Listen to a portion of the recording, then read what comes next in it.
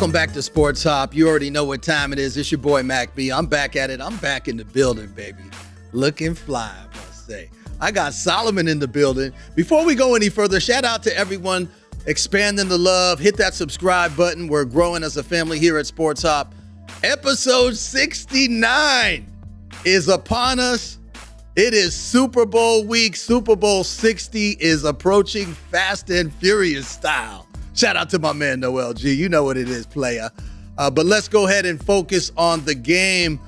Seattle squeaked by, well, I won't even say they squeaked by, but Seattle did squeak by the Rams, right?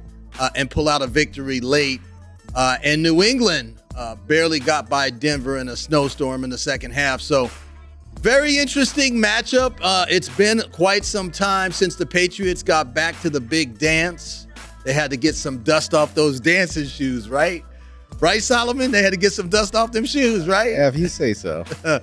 And the Seahawks, it's been a minute since they've been in the Super Bowl, under the guidance of Mike Macdonald. So we've got two amazing coaches. We're going to dive right in. We're going to cover the entire lineup in terms of who's got the advantage at what position. But I want to start with the coaches front and center. You've got Mike Macdonald, former Ravens defensive coordinator, defensive-minded coach, knows what he's doing, knows how to get the troops rallied up.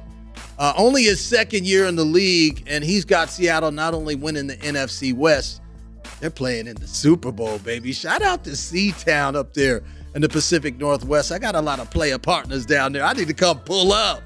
Bellevue, Kenton, Renton, Kent, all over the place. But back to Seattle and Macdonald. I like what he does as a coach. I like his style.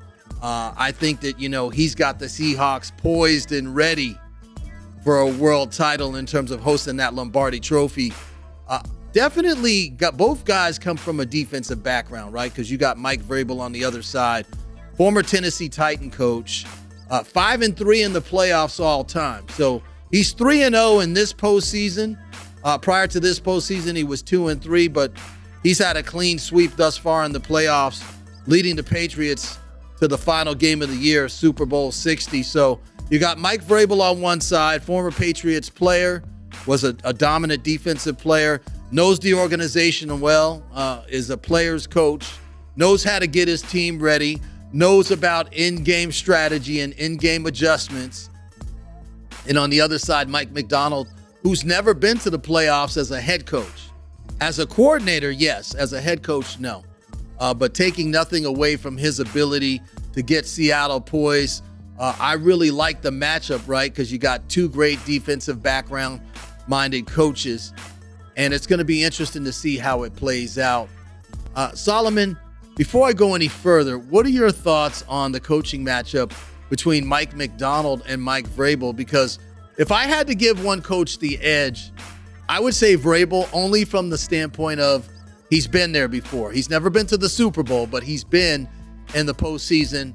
This will be his 9th postseason game. He's 5-3 all the time, where you got the younger coach, Mike Macdonald, who's never seen a Super Bowl, but he is 2-0 in the playoffs so far.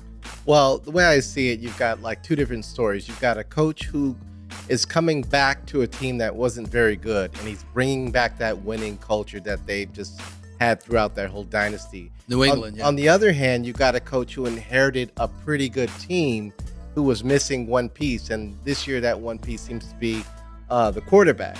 And so now he's sort of continuing the momentum that team has already built going into the Super Bowl. So it's sort of like, the Golden State Warriors, right? When you had they got the coach, but they already had a good team, right? And now they go on a dynasty. So, I have my favorite. I think Seattle's going to win the game, but just in terms of it's two good stories. You know what I mean? Is New England going to restart the dynasty, or is Seattle going to fulfill that destiny of going all the way? So. Right. Well, very intriguing matchups. Two great defensive-minded coaches. Both of them are players, coaches. They're very relatable with their rosters. Like I said, Macdonald has a ton of experience as a coordinator with the Ravens. And Vrabel, came from Tennessee. And in his first year coming to the organization, leading the Patriots to the Super Bowl. So I'm very, very impressed with what he's been able to do. So when it comes to coaching, I give the advantage, I give the check mark over to Mike Vrabel and the Patriots. But we'll see how it plays out. As I always say, you never know. Anything can happen. We're going to move on to the quarterback position, and we've got an interesting matchup, right? We've got the wily veteran who's bounced around the league like an NBA basketball, but playing NFL ball, right? Sam Darnold, shout out to him. Started his career in New York. Talk about seeing ghosts. Anybody, because that's a haunted franchise. I would be seeing ghosts if I was in New York. That apple's been rotten for quite some time. Then he got shipped off to Carolina. Then he went to San Francisco under Kyle Shanahan. Shout out to him and the Niners over there. And then he went to Minnesota for a year, had an outstanding regular season, but then kind of had a major hiccup in Arizona when they had to play the Rams on a neutral field. So Donald's been heavily criticized throughout his career, but I think that he has proven the haters wrong. It's time to stop sipping that haterade and go ahead and dump it down the drain. You know what I'm saying? He has proven everybody wrong. In the postseason, he's thrown for 470 yards. He's got a quarterback rating of 122, 4 touchdowns. He's played clean football.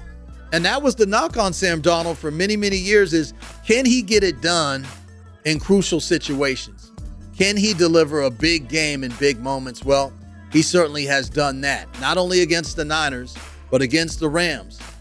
And that was a wild shootout up in Seattle a week ago. So big props to Sam Darnold for what he has done. Shout out to Mike Macdonald and the tutelage that he has instilled in that franchise and kind of taken Darnold under his wing. I love the development. I love the growth.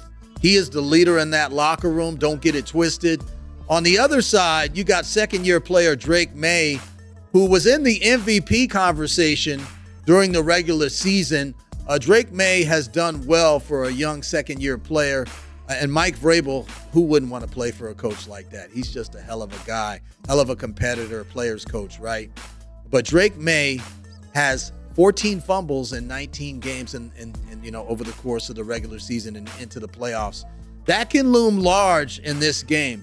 Watch out for ball protection from Drake May. He's got to hold on to the football. He's got to make the right reads at the line of scrimmage. And he's got to be able to stretch the field and get the ball down to Diggs and Booty down the field, as well as Hunter Henry, the tight end. We'll get to them here momentarily. But Drake May is a good player. I like his growth. I like his maturity. I like what he's been able to do.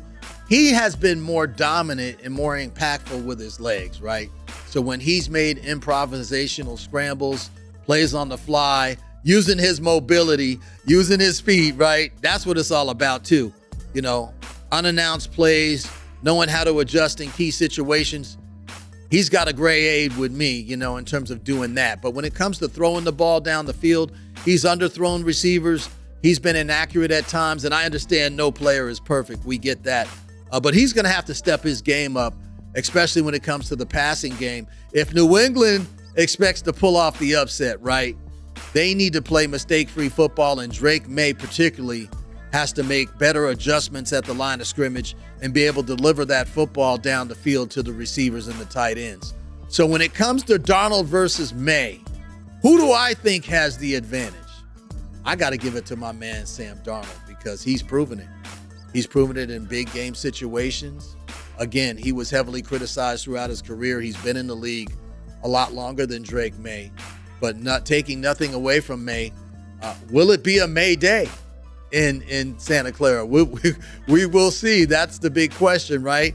So, Solomon, my question to you is, who do you give the advantage to in terms of quarterbacks? Because I think Darnold has outplayed Drake May in the playoffs and been much more consistent. But what are your thoughts here?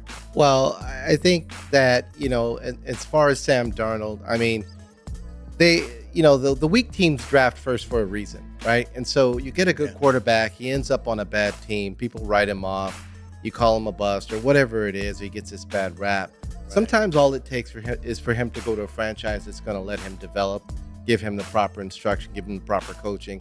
And that's what we're seeing in Seattle. We're seeing this man who is a good quarterback, but just started in a bad place in the NFL. Right. now he's got a chance to really be a leader, and I think they found their franchise quarterback. Now I don't see him going anywhere. And the same thing on the other side in terms of franchise quarterback. New England's found theirs, but he's looking like a second-year quarterback, and he's going to make those mistakes. And think about the pressure he's under, thinking, with everybody thinking this is going to be the new dynasty. He's the new Tom Brady. I mean, he's got some big shoes to fill. So I can imagine him being sort of, nervous going into this game, but I think he's going to settle down and perform. But I'd still give the advantage to Darnold just because of the experience. Well, shout out to both players, right? Shout out to Sam Darnold and Drake May. Somebody's got to win the game, so it remains to be seen. Advantage to Sam Darnold. So when it comes to quarterback play, I check off the Seahawks with the advantage. When it comes to coaching, like I said, I check off the Patriots with Mike Vrabel and his experience. We're going to move on to the running backs. And, Seattle's got the great Kenneth Walker III. They lost Zach Charbonnet for the year with a torn ACL in that Niners divisional playoff round game. That definitely has hurt the backfield of the Seahawks. But on the other side, the Patriots have a great 1-2 punch. They got Travion Henderson and Ramondre Stevenson. Those are the Suns, right? Not the Jets Suns, but the Suns in New England. I love the 1-2 duo. Travion Henderson, 911 yards this season, 9 touchdowns. This is a rookie out of Ohio State, right? And he's played some big boy football during the course of not only the regular season, but in the playoffs. So I think people are sleeping a little bit on New England's offensive line and the ability in the trenches to move the football on the ground. So I do like what Henderson and Stevenson have been able to do. I do think New England has the advantage when it comes to the running game. But don't sleep on Walker III, Kenneth Walker III. He is a bad boy, and I like his burst at the line of scrimmage. He's not only a physical runner, Solomon, but he can run with some speed and agility, and he can run you down and run you over. So shout out to both teams when it comes to the running game. I think the advantage here, even though it's close, I think the 1-2 punch of the Patriots have an advantage versus Kenneth Walker III in Seattle coming out of the backfield. That injury to Charbonnet really hurt the Seahawks. What do you think here in terms of the running game and the matchups? Because you keep one team off the field, they can't beat you, right? If Darnold's not on the field, he can't beat you through the air. I think it's sort of hard to, just judge running backs because the thing is, if it depends on how the team is playing, right? So if they're doing if their passing game is going and they got a lot of play action passes, things like that, that means the running game opens up. So I haven't watched both of these teams that much this year, but I have seen a lot of what Kenneth Walker is doing, and I really like him. He's explosive. He can get through the first line really quick, and then he can juke and find his way to open field, and then he can truck it too, and carry people when he needs to. So I really like what I've seen with him. I'm looking forward to watching him play this game. Yeah, it should be interesting. And speaking of interesting, we're going to move on to the outside on the offensive side of the football and talk about the wide receivers. And we're going to start with the Seahawks, right? You got Cooper Kupp, the former LA Ram, who came over and has made a huge impact for Seattle, the former LA Ram. And we've got Jackson Smith-Njigba out of Ohio State. Best receiver in the league, hands down. This is a bad brother, I'm going to tell you right now. Nobody can cover this man. I love the way he runs his routes. I love how he stretches the field. His yak, like yards after catch, is phenomenal. He almost had a 2,000-yard receiving season. He ended up the year with 1,793 yards. He had 10 touchdowns, and he's been just as dominant in the postseason. So when you've got Jackson Smith-Njigba on one side, and then you got Cooper Kupp on the other side, man, you got your hands full on the back end defensively. So I love what they're doing with Darnold in terms of stretching the field, having these guys on the outside. Let's not forget about Rashid Shaheed as well, who I'm going to mention here in a moment on special teams, but he can also be a threat down the field for the Seahawks. And then you got Kenneth Walker III coming out of the backfield. So there's so many different levels of how Seattle can beat you offensively through the air. On the other side of the equation with New England, you've got Stephon Diggs. Shout out to him. Shout out to Cardi B. That's a happy couple right there. But Diggs making his first Super Bowl ever. All of those years of disappointment in Buffalo. So I definitely want to give him some love. And Kayshon Boutte, he's a good player as well. He can make some big-time catches down the field between Diggs and Boutte. And then the tight end, Hunter Henry, he's been around the league for quite some time. I think he's the wild card in the whole equation, right, for New England, because there's going to be a lot of coverage, a lot of looks on Stephon Diggs, on Boutte. I think Hunter Henry is going to play a key role in this game if Drake May has the ability to find him down the field and has the right vision to throw that football down the field. But it's going to be interesting to see how this plays out, right? A lot of people have seen Seattle put up high numbers in the first 2 games of the postseason.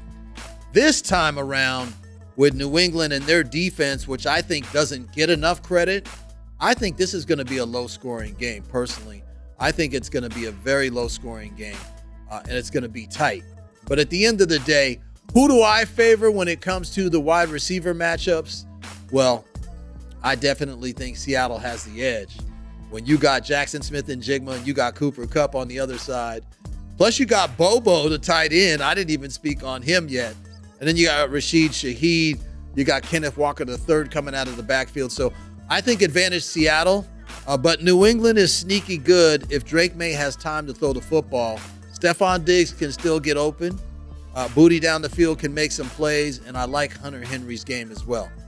What are your thoughts here, Solomon, on the wide receiver matchup and the tight ends? I give the advantage to Seattle. I do as well. And it's interesting to see how the whole wide receiver thing has changed. It used to be that these guys were tall, rangy guys, over 6 foot, can jump up and catch the ball. And now it seems like the league is preferring more the guys who can run over the middle. They're quick off the line, not necessarily blazing speed down the field, but they make catches and they have, like you said, just yards after the catch. Right. When I look at the two best in the NFL, I look, of course, at Jackson Smith-Njigba, but I also look at Puka Nacua. And those guys basically, to me, are interchangeable. Like you can put either one, and that's probably why those 2 teams were in it toward the end. But I think when you pair Jackson Smith-Njigba with the other former top receiver all-world in the NFL and Cooper Kupp, that's an unstoppable duo. It's a deadly combination. And they both can run over the middle. They both can get down the field and get open. And they've got a good quarterback throwing them the ball. So it's all about protection. But yeah, that's who I think is going to have the advantage. Right, and that's a great segue. Speaking of protection, because we're going to talk about the defense now, and the responsibility of those offensive lines. Because you got the front 4 of Seattle. They are a monster up front. You've got DeMarcus Lawrence, a former Cowboy. You've got Leonard Williams, a former Jet. They've been dominating defensively up front for the Seattle Seahawks. Plus, you got Ernest Jones IV, former LA Ram at linebacker, who's made an impact on that Seahawks defense. I mean, I personally am looking at, remember the Legion of Boom, right? Way back in the days when they had Russell Wilson and they had Richard Sherman and they had, all of those boys on defense. I'm looking at the defense now of Seattle, and they're pretty dominant. They're pretty tough. And it's going to be a long day for New England if they can't protect Drake May under center. But I love what they're doing, not only defensively up front, but on the back end, Seattle has the ability to make some plays. They've got to be smarter and not have these unsportsmanlike penalties late in the game, and cooler heads need to prevail, right? But Seattle did show me a level of vulnerability on the back end because the Rams were able to stretch the field and make some plays down the field with Puka Nacua on one side. Devontae Adams made some key catches as well. So watch out for the back end of the Rams and how they hold up, especially in the second half of the game, because in-game adjustments are going to be crucial in terms of what's going on late in the game.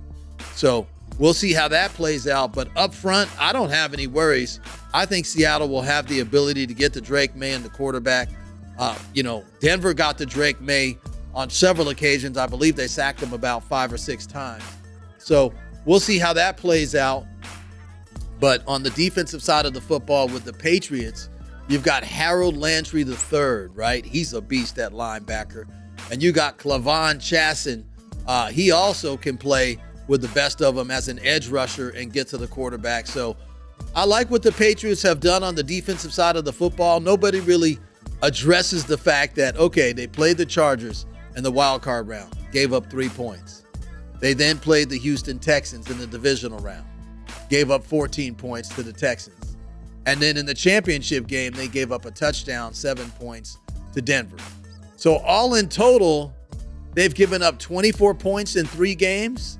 Do the math, divide it by 3. That's an average of 8 points a game that the Patriots are giving up in the 2026 NFL playoffs. So defensively, I think New England has been slept on. I think they're a much better defensive unit than people give them credit for.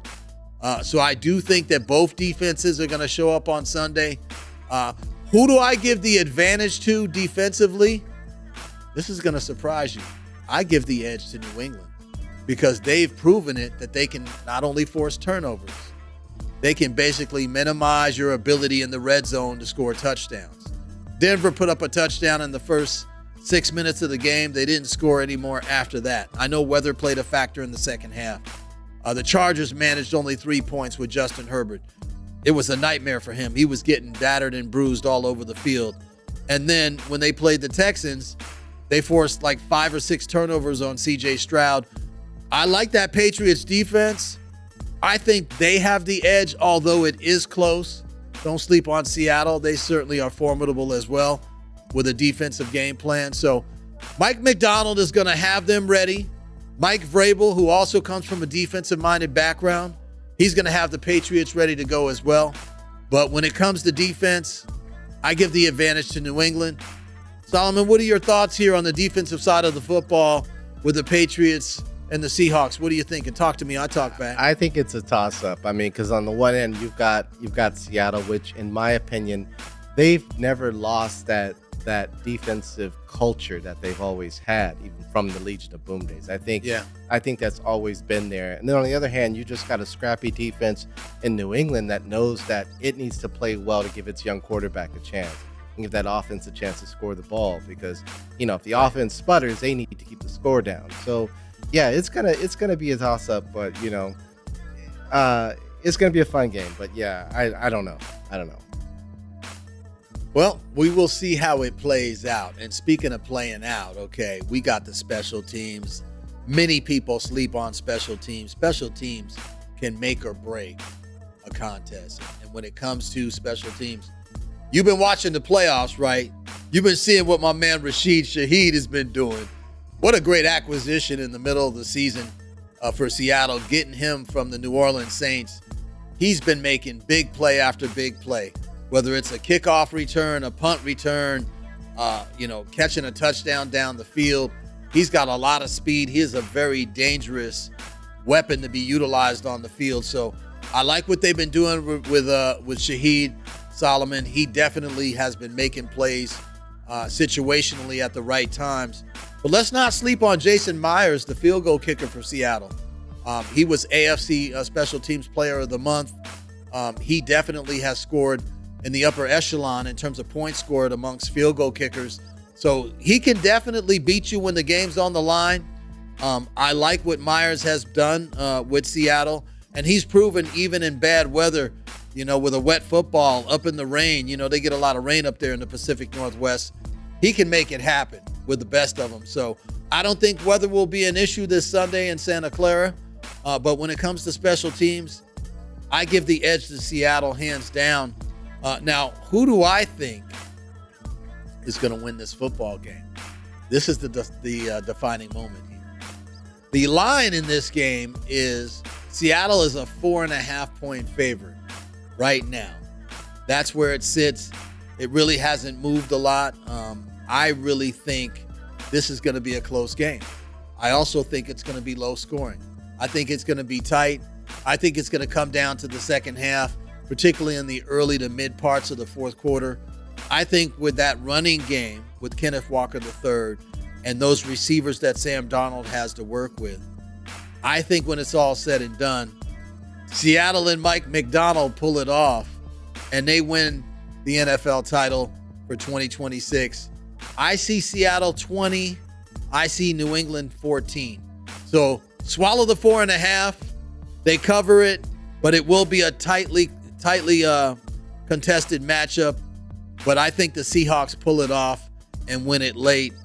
What are your thoughts here, Solomon? Who do you think is going to hoist the Lombardi on Sunday? Talk to me. Well, I agree with you. I think it's going to be Seattle, but I have no specific statistical things. I just, I feel like this is a more cohesive team. I feel like they have fewer weaknesses overall. So I feel like they will win this game. Well, we shall see what happens. Episode 69 is in the books. Again, don't forget to follow and tap in on the gram at Mack B, MACKB as in boy _ at Sports Hop Media, all one word. We are officially out. Enjoy the game, everybody. We will do a full recap next week. Holla! Thanks for watching Sports Hop. For all the latest news on hip hop and sports, subscribe here and keep it locked. It's your boy Mack B.